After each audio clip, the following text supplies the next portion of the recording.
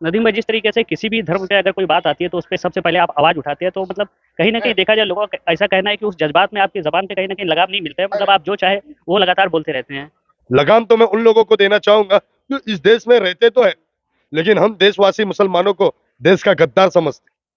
तो फिर मैं मेरी जबान पे कैसे लगाम दूं यार? धर्म का योद्धा बनो ना।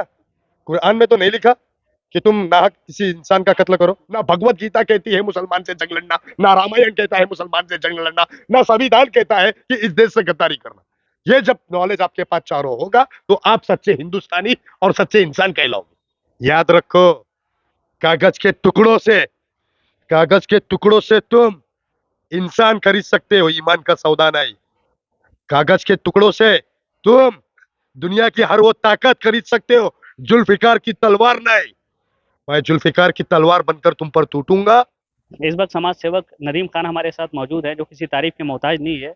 आए दिन वो अपने बेबाक अंदाज़ से आए दिन अक्सर अपनी बातों को लेकर देश के धर्म हो या कोई भी ऐसे मुद्दों से लेकर हमेशा सुर्खियों में रहते हैं।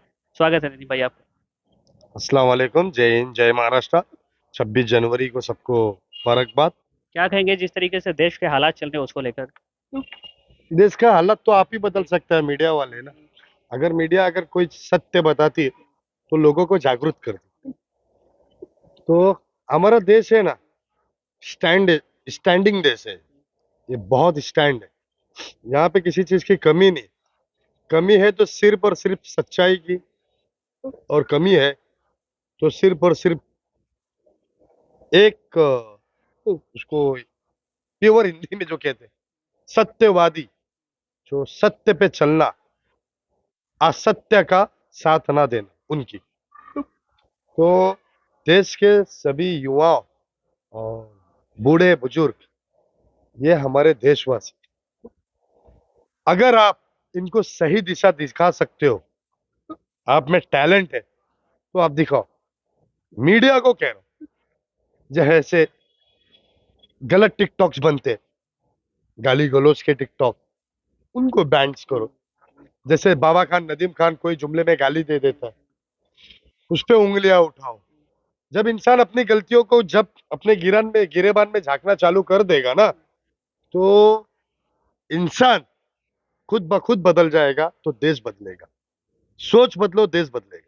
जिस तरीके से आप मीडिया में जब भी बाइट देते हैं तो बहुत इमोशनल रहते हैं, तो मतलब लोगों का ऐसा कहना है कि जब आप मीडिया में बाइट देते हैं तो आपके जज्बात वैसे है, या इसके पीछे कहीं ना कहीं आप कोई नशा वगैरह तो ऐसा नहीं करते हैं ना? वाह, है ना, नशा, बहुत नशा करता हूँ। नहीं, लोगों का ऐसा कहना है कि जब आप मतलब आपके जज्बात अंदाज से लगता है कि कोई नशा वगैरह। अब बोल रहा हूँ हजरत, मैं बहुत नशा करता। मुझे किसी गरीब के दर्द का, जज्बात का नशा है। जुल्म करते उन लोगों को खत्म करने का नशा है। जज्बाती मुसलमान हो ना, क्योंकि मेरे अल्लाह ने फरमाया कि इंसान जब फसाद करता है और दुनिया में मजलूमों पर जुल्म करता है, तो उनके लिए आवाज उठाओ। तो कुरान का नशा है। बहुत नशा करता हूं मैं, मेरे कुरान पाक की, मेरे अल्लाह की बात की। और हर वो इंसान जो अपने मुंह से बोल नहीं पाता, अपनी फैमिली, अपनी कमजोरी, अपने परिवार के लिए खामोशी इख्तियार करता है ना, तो बाबा खान उनकी आवाज बनकर उन पर टूटता है जो जुल्म करते हैं। याद रखो, कागज के टुकड़ों से कागज के टुकड़ों से तुम इंसान खरीद सकते हो, ईमान का सौदा नहीं। कागज के टुकड़ों से तुम दुनिया की हर वो ताकत खरीद सकते हो, जुल्फिकार की तलवार नहीं।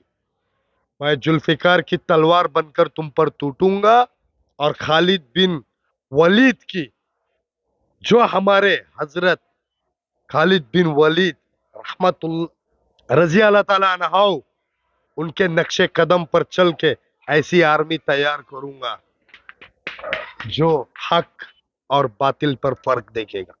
नदीम भाई, जिस तरीके से किसी भी धर्म पे अगर कोई बात आती है तो उस पे सबसे पहले आप आवाज़ उठाते हैं, तो मतलब कहीं न कहीं देखा जाए, लोगों का ऐसा कहना है कि उस जज़्बात में आपकी ज़बान पे कहीं न कहीं लगाम नहीं मिलता है, मतलब आप जो चाहे वो लगातार बोलते रहते हैं। लगाम तो मैं उन लोगों को देना चाहूंगा जो बड़े आसानी से मेरे नबी को गाली दे देते। लगाम तो मैं उन लोगों को देना चाहूंगा जो इस देश में रहते तो है, लेकिन हम देशवासी मुसलमानों को देश का गद्दार समझते, तो फिर मैं मेरी जबान पे कैसा लगाम दूं यार? धर्म का योद्धा बनो ना। कुरान में तो नहीं लिखा कि तुम नाहक किसी इंसान का कत्ल करो। कोई गीता, कोई रामायण, कोई संविधान, इन तीनों में नहीं लिखा कि तुम मुसलमानों से लड़ो। भाई वो तेरे पास किताब है भगवत गीता, रामायण, संविधान, लाओ लाओ लाओ, अभी लो, धर्म की बात है, फट से लो। हमारे इस्लाम की, हमारे नबी मोहम्मद सल्लल्लाहु अलैहि वसल्लम पर उतारी गई ये वो नायाब किताब, जो अहले कुरान, जो अल्लाह ने बरहक सच है, अलिफ लाम मीम ज़ालिकल किताबु ला रैब फीहि हुदल लिल मुत्तकीन, ये एक इबरत लेने वाली किताब है, जिसने इसे इबरत लेने के लिए खोला तो उसे इबरत मिली, और जो गुमराहों के लिए उसे गुमराह किया। लेकिन अल्लाह सुब्हानहू तआला का ये कलाम है, ये समझने के लिए। और ये 3 किताब, ये श्री भगवत गीता, ये मैं क्यों रखता हूं मालूम? क्योंकि कई लोगों का ऐसा कहना है कि मुसलमानों को मारो, लेकिन इस भगवत गीता में कहीं नहीं लिखा कि मुसलमानों से जंग है। ये जंग किससे? मुसलमान। इस भगवत गीता में कहीं मुसलमान से जंग ही नहीं है। तो मैं नॉलेज के लिए पढ़ता हूं, और ये मेरी किताब जो मैं पढ़ रहा हूं, लोग क्या कहते हैं मालूम है? ये काफिर हो गया। अरे भाई, आप पढ़ोगे तो नॉलेज आएगा ना।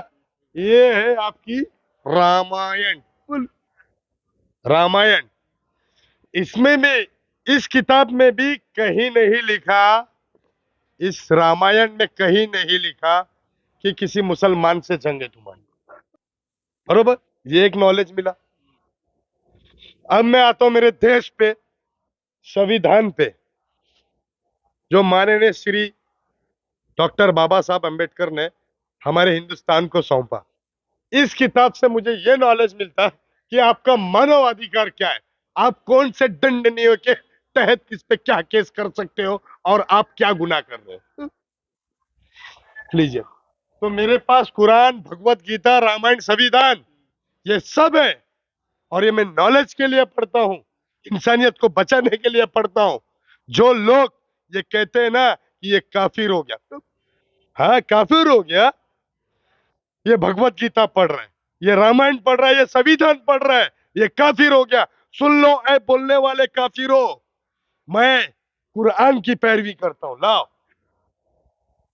मैं मुसलमान, मैं कुरान की पैरवी करता हूं, कुरान को मानता हूं, मैं कुरान पर अमल करता हूं, अशहदु ला इलाहा इल्लल्लाह पे चलता हूं।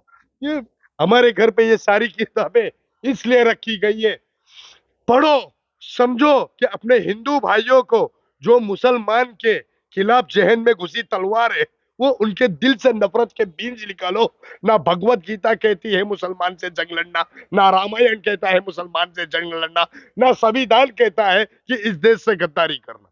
ये जब नॉलेज आपके पास चारों होगा, तो आप सच्चे हिंदुस्तानी और सच्चे इंसान कहलाओगे। ये जज्बात थे मेरे, जो तुम नहीं कह सकते वो मैं कहता हूँ। जय हिंद, जय महाराष्ट्र। चलिए बहुत बहुत शुक्रिया।